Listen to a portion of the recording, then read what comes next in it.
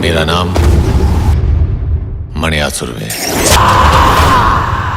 कहा था ना मैंने, जिस दिन मारूंगा छाती पर मारूंगा। केमिस्ट्री का एक होनर स्टूडेंट जिसने अपनी जिंदगी में कुछ कर गुजरने का सपना देखता था, आखिर वो अंडरवर्ल्ड का इतना खतरनाक आदमी कैसे बन गया। दाऊद इब्राहिम को अगर अपनी जिंदगी में किसी ने डर का मतलब बताया होगा तो वो सही मायने में मान्य सुर्वे ही होगा।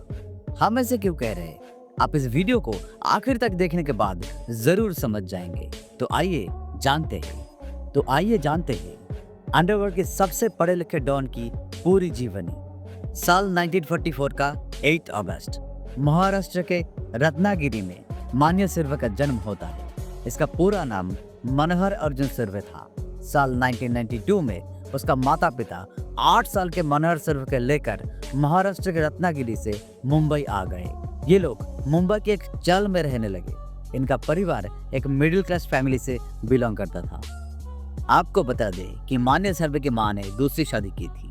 मान्य सुर्वे के एक बड़ा भाई भी था जिसका नाम था वर्गव सुर्वे। वो आगे चलकर वर्गव दादा नाम से फेमस हुआ। मान्य के पिता उसका सौतेला बाप था, लेकिन परिवार में एक दूसरे के प्रति जबरदस्त लगाव था। बदलते वक्त के साथ मान्य सुर्वे अपना ध्यान पढ़ाई में लगाने लगा और वो एक होनहार स्टूडेंट के तौर पर पहचाना जाने लगा। साल 1966 और 67 आते आते दोनों भाई बड़े हो जाते हैं। एक तरफ जहां मान्य सुर्वे की पहचान एक पढ़े लिखे और अच्छे व्यक्ति के तौर पर होती है, वही दूसरी तरफ उसका बड़ा भाई वर्गव एरिया में वर्गव दादा नाम से पहचाना जाता है, क्योंकि वह दादागिरी के बल पर पैसा कमाना शुरू कर देता है। इसके अलावा वो शराब का अवैध धंधा भी करता है।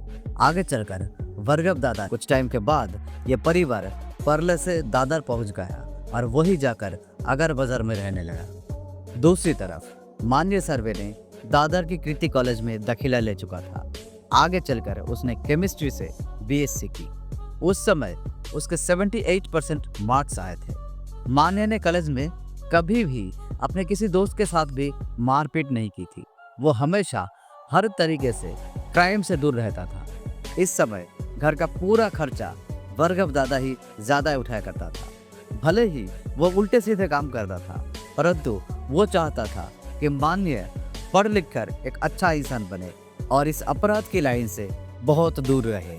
लेकिन यहाँ पर मान्य की जिंदगी में पुलिस विलेन बनकर सामने आई। वर्गव दादा जब कोई भी अपराध करते थे तो उसके बाद वो इलाके से कुछ समय के लिए गायब हो जाता था। पुलिस पूछताछ के लिए जब वर्गव दादा के घर जाते थे तो वहां से वो मान्य सुर्वे को उठा लेती।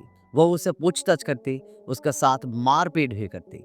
इस मामले ने उस समय के दादर के पुलिस इंस्पेक्टर दवलकर उसके साथ काफी सख्ती से पेश आते थे। अपनी कॉलेज की पढ़ाई के दौरान मान्य सुर्वे को यह सब झेलना पड़ा, पर फिर भी उसने कभी भी कोई गलत कदम नहीं उठाया।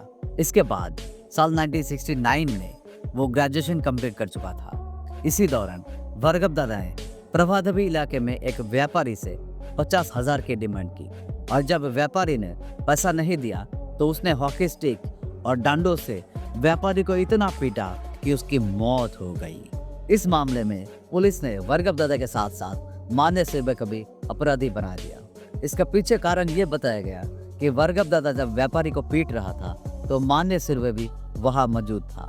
मामला मुंबई सेशन कोर्ट के जस्टिस गुप्ता के अदालत तक गया और वर्गव दादा के साथ साथ मान्य सुर्वे को भी मामले में अदालत ने आजीवन कारावास की सजा सुना दी।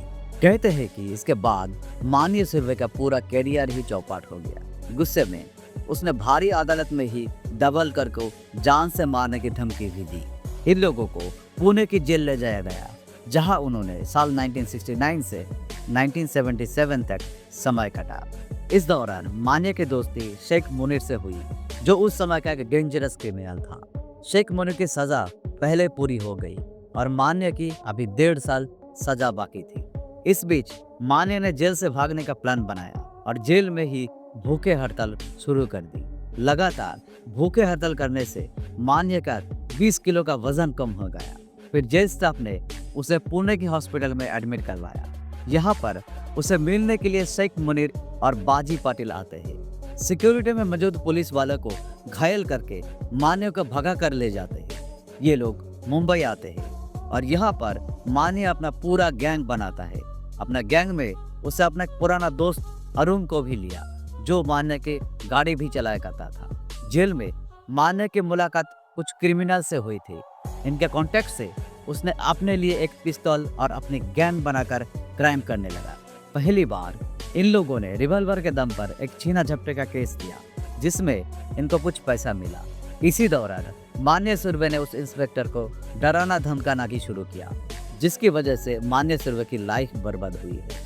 दावोलकर मान्य से इस कदर डरा हुआ था कि उसने अपना हुलिया बदल डाला, यहाँ तक कि उसने मुंबई छोड़ दिया और अपनी बेटी के पास दिल्ली जाकर रहने लगे। आगे जाकर मान्य को मुंबई पुलिस ने फिर से एक बार और गिरफ्तार करते ही उसे फिर से पुणे की रवर जेल में ले जाया गया, लेकिन वहां उसके दूसरे गैंगस्टर से भी लड़ाई होने लगी, जिसके चलते पुलिस ने मान्य को रत्नागिरी जेल में शिफ्ट कर दिया। यहाँ पर मान्य ने और एक बार फिर पुराना खेल शुरू किया। उसने जेल स्टाफ से अच्छे खाने की डिमांड की और भूख हड़ताल शुरू कर दी। जेल एडमिनिस्ट्रेटर ने एक बार फिर मान्य सुर्वे को हॉस्पिटलाइज किया। फिर मान्य ने दोबारा सिक्योरिटी स्टाफ को चकमा दिया और नवंबर को 1979 में वहां से भाग गया। मान्य एक बार फिर मुंबई आया और उसने अपनी गैंग को दोबारा ज्वाइन किया। अपनी गैंग को लीड करते हुए उसने सबसे पहले शेख मुने के दुश्मन शेख अजीज को मौत तक घाट उतार दिया। इसके बाद साल 1979 में मान्य सुर्वे ने एक शाम 6 बजे मुंबई के एक जिम में एंट्री ली। उसकी एंट्री देखकर देखने वाले देखते ही रह गए। लोग समझ रहे थे कि ये यहाँ पर एक्सरसाइज करने आया, लेकिन वो एक कोने में मौजूद अपने एक दोस्त के पास गया और उसकी जांघों में 2 गोलियां मार दी और चुपचाप वहां से निकल गया। मान्य सुर्वे अकेले ही इतना खतरनाक था कि वो अपने साथ हमेशा हैंड ग्रेनेड से भरा हुआ एक बैग, पिस्तौल और चाकू के साथ साथ तेजाब का बोतल भी रखता था। उसने अपनी ट्रैवल एजेंसी चलाने वाला दोस्त से पैसों की डिमांड की। जब उसने पैसा देने से माना कर दिया तो ये अपने गैंग के साथ उसका घर में घुस गया और उसकी बेटी को नाइफ पॉइंट पर लेकर उसके ही सामने अपने दोस्त की पिटाई करने लगा। जाते जाते उसके ऊपर तेजाब भी फेंक के चला गया। 1980 के आसपास मान्य ने चलती हुई कैश वैन से पैसा लूटा। मुंबई के दादर जैसे इलाके में मानो अब मान्य सुर्वे के अपराध का गढ़ बन गया हो। इस इलाके में दाऊद गैंग भी एंट्री नहीं मारती थी। दाऊद गैंग ज्यादातर नागपाड़ा, डोंगरी जैसे एरिया में सक्रिय रहती थी। सिद्धि विनायक मंदिर के आसपास एक चाल का एरिया था, जिस पर एक पॉलिटिशियन बिल्डिंग बनाना चाहता था और बदले में वह रहने वाले लोगों को मुआवजा देकर निकल देना चाहता था। बट ये बात जब मान्य सुर्वे को पता चली तो मान्य ने उस पॉलिटिशियन को साफ साफ कह दिया कि इन लोगों को 5 करोड़ रुपए दे दो, वरना यहाँ से कोई नहीं हिलेगा। मान्य की इस क्रिया का असर हुआ और पॉलिटिशियन ने भी अपना कदम पीछे खींच लिया। उस समय मुंबई अंडरवर्ल्ड में पठान गैंग और दाऊद इब्राहिम गैंग के बीच आए दिन गैंग वॉर होती थी। हाजी मस्तान ने इन दोनों गैंग को आपस में बैठकर समझौता करने की कोशिश की और इसी दौरान दोनों पक्ष की तरफ से कुरान पर हाथ रखकर आगे लड़ाई झगड़ा ना करने की कस्में भी खाई गई, लेकिन ये कस्म बड़ी ही जल्द टूट गई।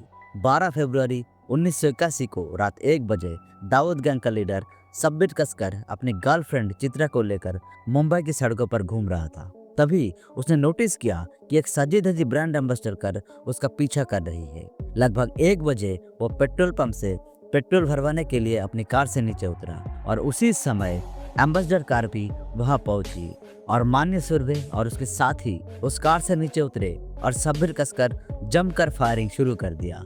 मौके पे सब्बिर कसकर की मौत हो जाती है।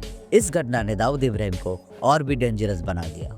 11 जनवरी 1982 को मान्य सुर्वे एक लड़की को लेकर बदाला जाने की तैयारी में था। वहां बदाला के अंबेडकर कॉलेज के बाहर उस समय पुलिस भी इंतजार कर रही थी। जैसे ही मान्य सुर्वे अपनी कार लेकर पहुंचा, उस पर पुलिस ने फायरिंग शुरू की और फायरिंग में मान्य सुर्वे मारा गया।